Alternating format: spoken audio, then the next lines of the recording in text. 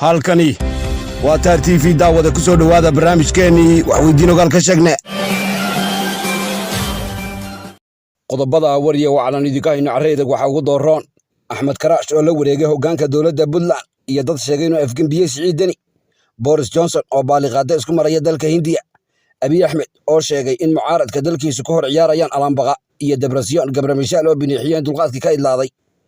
Ruushka oo sheegay inuu ka buuxsaday magaalo uu indhawaalaba ku taamayay Iiraan oo ku xila furtay inaanay ka hadhi doonin godobtii Qaasim Suleymani weerar gaadma ah oo lagu ekeeyay wasiirka arrimaha dibadda Soomaaliya dhaawaca iyo dhimashada ka dhalatay iyo dawlad soo jeedisay in Yuhuudda laga farwaco lagana fantayo masjidka Al-Aqsa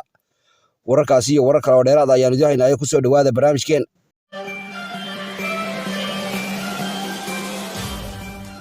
meel caleen laho uu cirku helaa cuud lagu dhaqaa sidoo kale casrigan carreedag dhammaan sarif caanbaxo carrigaba dhammaan u cajiibsan iyo rasmi bay bulshadu ku caloolsan tahay waxaa taabanaysaa si aad uga sarrifato adeegga saad xidig 327 xidig 32308 xidig qadarka lacageeda fargees dahab waxaad ka sarrifanaysaa xidig 109 xidig 3626 xidig qadarka lacageeda fargees waxaa toos ama online uga helaysaa adeegyada eBir Hello Cash iyo sahay waxaana ku soo kordhiyay sariflaha rasmi wixii faahfaahin dheeraad ah kala xiriir telefoonada shaashada kaaga muuqda sariflaha rasmi ugu horreyn daawadee dawladda Urdun ayaa soo jeedisay in duulka Yuhuud la yiri laga gaasiya Gafuuro isla markaana laga hiro masjidka barakada leh Al-Aqsa oo ay waayahanba maaganaayeen inay gudaha u galaan si ay halkaas uga sameeyaan waxoodii xilka lahaa dawladda Urdun ayaa sheegtay in goobtaasi tahay baro islaameed oo aan dariiq uga furnayn darka qalaad ee Yuhuud la yiri iyo reeraha Israa'iil waxaa la sheegayaa in Yuhuuddu ay indhaweydba u toogahaysay inay guud ahaan ka adeegato ama qabsato masjidka Al-Aqsa isla markaana ayba dhulka la sinto si ay halkaa uga malaq booliso ugana yigleesho wax magaciisa ay u bixisay haykalka Nabi Salmaan oo ay sheegeen inuu yahay halkii uu ku soo degi lahaa dijaalka isha keliya leh ee ay sugayaan kaasoo hoggaamin doona kolka carre edeg shiida ay gasho ama saacadda qiyaame tan ayaa lagu sheegay inay tahay mid ka mid ah waxyaabihii awalba ay u degmaysatay dhulka ay ka mooraduugtay reer Falastiin weli waa dhinaca bariga dhexe dawladda uu dambaabo Ayatollah Ali Khamenei ayaa ganafka iyana ku dhufatay codsi uga yimid dawladda Maraykanka oo ahaa inay Tehraan ka hadho godobta ay Washington ku daba joogto maadaama ay ku garaarayso godobtiisa waa raasan jiray geesi miigani Iiraan ayaa sheegtay inaanay taasinaba u qaadan karin oo aanay ka hadhayn godobta laga hayo Qaasim Suleymani oo dheegta dhiigga loo daray bilowgii gugii 2020 ayaa ahaa inay Iiraan ku dhaadato oo si weyn uga dhex muuqday siyaasadda iyo nabadgelyada gobolka bariga dhexe lama oga waxa ay Washington ka yeelayso diidmada ay kala kulantay duulka Beershiyiinta ee ninku ka maqan yahay kuwaas oo aan mag iyo diyo midna laga siinin waxay tani noqonaysaa mid ka mid ah arrimaha lagu sheegay inay sii damqayso boogta iyo mililka huursan ee dhex yaalla Iiraan iyo reer galbeedka taasoo la sheegayo inay keeni karto xaajada oo dacay kale la sii baxda iyo arrintii awalba cakirnayd oo sii afdheeraysa in la wadi jirayba waxaa la sheegayaa in Maraykanku uu diyaar u yahay mag dharaareed oo ay Iiraan ka siiyaan Qaasim Suleymani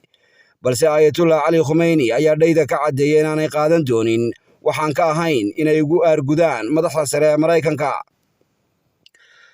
docda Danbury dawladda Ruushka ayaa iyana sheegtay inay libin ku garaarayso kadib markii ay mahoobiday magaalada Mariupol oo ah magaalo xeebeed halbowle kama kacdana u ahayd dawladda la tunjileecsada ee Ukraine Moscow ayaa sheegtay in muddo dheer soo falkinaysay sidoo kalena la dul fadhiyay magaaladaasi ay ugu dambeyntii habeenkii xalay si kama dambaysa u qabsadeen iyagoo idilhaanteed bataabka ka buuxsaday waxay xukuumadda Ruushku intaa ku ladhay in Moscow ay halkaas ka soo saartay duulkii camaaryaleyda ahaa ee sida mintidnimada ah halkaasi uga dagaalamayay magaaladan oo ahayd meeshii si daran loogu leeday ayaa la sheegay in Ruushku oo hadda dambaabi doona uu ku dhigan doono meel uu weerarada ka soo ekeeyo una adeegsan doono howlihiisa dhanka dagaalka dawladda Ukraine ayaan iyadu weli ka dimijaaqin sheegashada Vladimir Putin iyo libinta uu ku geeraarayo weli daawadaalkaad nagala socotaan waa taar TV ra'iisul wasaaraha timaha cad ee Britain ninka magaciisa la yiri Boris Johnson ayaa la sheegayaa inuu kuutiyay dalka Hindiya oo gadiidkii maanta uu dheemaalay Boris Johnson oo indhawaalaba aan salka dhigin ayaa la sheegayaa in hadda uu sibraarka iyo gaaweytada u qaatay reeraha cawsanaya New Delhi kuwaas oo aan la bitin waxa uu ugu tegey ama ka doonay kana duraamanayo. Wacalaha ayaa sheegaya in wasiirka koowaad ee ceelka London uu halkaas ugu quwaaxiyey sidii uu madaxda Hindiya ugala jalbeeban lahaa arrimo ku lug leh dagaalka ka durfandhabaya Ukraine, kaasoo la sheegayo in reer Bog waxay istuseen in Hindiya si wax ula wado ninka Ilaahay looga beebeysay ee Vladimir Putin, kaasoo la sheegay inay si weyn isu coodaashanayeen in dhowaalaba nimanka Hinduuga. Isaguna daawada ra'iisul wasaare Abiy Ahmed ayaa sheegay in qaar ka mid ah xisbiyada mucaaradka ee dalkiisu ay bustaha u soo qaateen jeelka hortiisa iyagoo halkaa dhigtay dheriga iyo dhiishaba. Wuxuu sheegay inay doonayaan marka la labadibleeyo ee alambaqa lagu tuuro inay caan noqdaan oo meelaha looga qayliyo. Wuxuu sheegay inay taas naf moodeen markay wax kale oo ay isku soo saaraan waayeen, iyagoo iska jeclaaday ha la sii daayo iyo xorriyad ha la siiyo. Wuxuu intaa ku daray inay ilaa hadda qaar badani ku dul wareegayaan booramaha Addis Ababa, iyagoo arkay duul hore loo dhuuxiyeeyey oo qolyaha gaalaad u hadleen sida Maxamed Jawaar. Hadalkan ka soo yeedhay Abiy Ahmed ayaa ku soo beegmay ka gadaal markii loo handaabiyey shookiga hogaamiyaha mucaaradka reeraha Xabashida Iskandar Nega oo ka jeeq leh god qarandiyo qoday. Isaguna hoggaanka fallaagadii dhabarka cagta laga saaray ee fadalkoodana geelu ka cabbay Debretsion Gebremichael ayaa sheegay inuu dulqaadkii ka dhammaaday xilligan la joogo. Hogaamiyaha gaarayucunta TPLF oo warqad u diray dadyowga isu tegay ee qaramada midoobay ayaa sheegay in dadka Tigreegu weli aanay helin waxay afka geliyaan, biyo ay jiidaan, iyaga oo daris la noqday macaluul, gaajo, dacdarro, yaafyaaf, bayhoof, balanbal, hoog iyo haydaaro la baday. Wuxuu sheegay inaanay biyo jirin oo ilays jirin oo raashin jirin iyo wax la dacaanto, sidoo kalena bangiyada xidhmeen. Debretsion Gebremichael wuxuu ka dayriyey xaaladda dalka Itoobiya oo uu ku tilmaamay mid jar dheer iyo haadaan ka lulata oo halis ugu jirta inay burburto sidii midowga Soofiyeetina kala yaacdo. Wuxuu dhibaatooyinka dalka ka alowsan u sibir saaray dagaalkii waqooyi ee lagu ekeeyey iyaga iyo qowmiyaddii Tigree, wuxuuna yidhi ma sii dul qaadan karno dhulkii aan qabsannay, waxaan uga soo baxnay si nabad loo helo. Arrimahan ma dhowran karno, waxaannu qaadi doonnaa weerarro kubka iyo bowdada lagaga jabo. Dhinaca Soomaaliya iyadana faahfaahin dheeraada ayaa ka soo baxaysa iska horimaad fiidnimadii caawa ka dhacay magaalada Gaalkacyo ee xarunta gobolka Mudug. Iska horimaadka ayaa sida la sheegayo dhex maray bilayska gobolka Mudug ee Puntland iyo ciidamo gaar dable ka hayay Cabuudha oo ka soo tooso Nabadun Yaasiin Cabdisamed oo uu la joogay wasiirka arrimaha dibadda Soomaaliya Cabdisaciid Muuse Cali. Hal askari oo la socday wasiirka ayaa ku dhintay baa la yidhi saraasaynta, waxaana ka dhaawacmay 3 qof oo ay ku jiraan taliya ku-xigeenkii qaybta bilayska gobolka Mudug iyo Nabadun Yaasiin Cabdisamed. Dhaawaca nabadoonka iyo taliya ku-xigeenka qaybta bilayska ayaa loola cararay cisbitaal, halkaas oo lagu boogadhayayo xaaladooda caafimaad. Isla jeerkaasna waxaa la sheegay in dhaawaca taliya ku-xigeenku yahay mid aad u culus. Weerarkan fiidadabka ah ee lagu ekeeyey mas-uuliyiintan ayaa ku soo beegmay saacado ka hor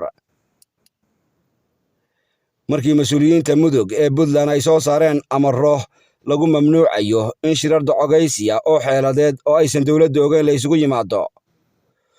Ugu dambayntii daawadee qoraal uu ku soo gasangeeriyey bartiisa Facebook ayuu ku sheegay inuu la wareegay hoggaanka dalka ka gadaal markii uu Siciid Dani isu majiray ceelka Xamar.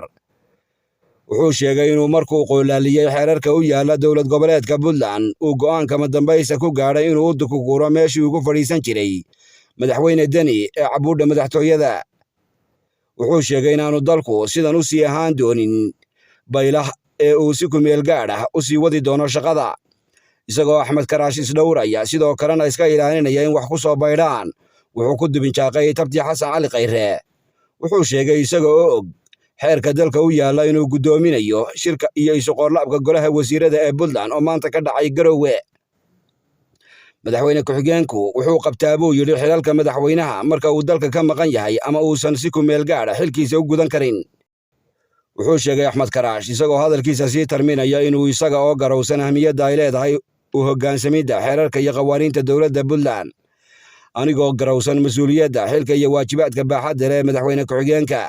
anigoo dareensan culayska ay xambaarsan tahay dhaarta dastuuriga ah ee ku cad qodobka 132 ee xeerka dowladda Puntland. Waxaan u caddaynayaa buu yidhi dadweynaha reer Puntland in dalku uusan geli karin baylah sharciyeed amintan adag oo dadku ay la daaladhacayaan abaar baahsan, dhaqaale xumo iyo shaqaala'aanta haysata dhallinyarada reer Puntland. Ugu dambayntii, mar haddii madaxweynuhu uusan si ku meel gaadh ah u gudan karin xilkiisa, dhammaan mas-uuliyadaha iyo waajibaadkii dalku lahaa waxay si ku meel gaadh ah ugu wareegayaan una gudanaya aniga oo ah madaxweyne ku-xigeenka dowladda Puntland si waafaqsan dastuurka, shuruucda iyo qawaaniinta kale ee u degsan Puntland. Waxaan farayaa buu yidhi Axmed Karaash dhammaan hay-adaha dowladda inay u hoggaansamaan ilaalinta dhowrista dastuurka iyo qawaaniinta dalka. Si kastaba ha ahaatee, warmurtiyeedka uu soo saaray Axmed Karaash laguma soo tutuweyn gogga iyo margoogta madaxtooyada Puntland oo loo qaatay sidan iyo magaalada Muqdisho maadaama uu gacanta ku hayo afhayeenka maamulka Puntland Jamac Dabarani. Dhinaca kale, qolyaha nabad iyo nolol ee ku kacsan Siciid Cabdilaahi Deni ayaa arrintani ka dhigtay dhegad xanuun kulul oo ay la dhacaan Siciid Deni, kuwaasoo u riyaaqay soona dhoweeya afgembiga uu ku qabsaday Axmed Karaash. Wambarka Siciid Deni u soo laabanayo haddiiba uu ku guuldaraysto doorashada madaxtooyada ceelka xamar. intaa warranay waxaanu ku darnay moogin wax weydiin ogaal ka sheegnay. Waa Maxamed Aadan Diritan iyo kulanti dambe nabadgelyo iyo nooli kulante. Diinta barashadeeda iyo inaad qabatinto quraanka Eebbe si ubadka lagugu barbaariyo iyagoo jooga guryahooda waxaad ka helaysaa Al-Xaramayn Quraan Islamic Online. xifdigii quraanka iyo barashada xakiimka iyo xasanaadka ducada iyo xadiisyada rasuulka iyo xisaabaadka dunida iyo xuquuqdii shareecada haddii xiisa ku galo xifdiyo caruuraha cidla laguma xoore Al-Xaramayn ka xaadiri. haddaad u goolmoon tahay barashada diinta garaadkaaga oo qabatiba quraanka, luuqda, suuradaha, afka carabiga, barashada axaadiista rasuulka iyo dhammaan cilmiga diinta ka baro adigoo baradaada jooga Al-Xaramayn oo ku fududayn doonta dal iyo dibadba barashada diinteena suuban. kala xiriir wixii faahfaahin aleynada shaashada kaaga muuqda. Al-Xaramayn Quraan Islamic Online.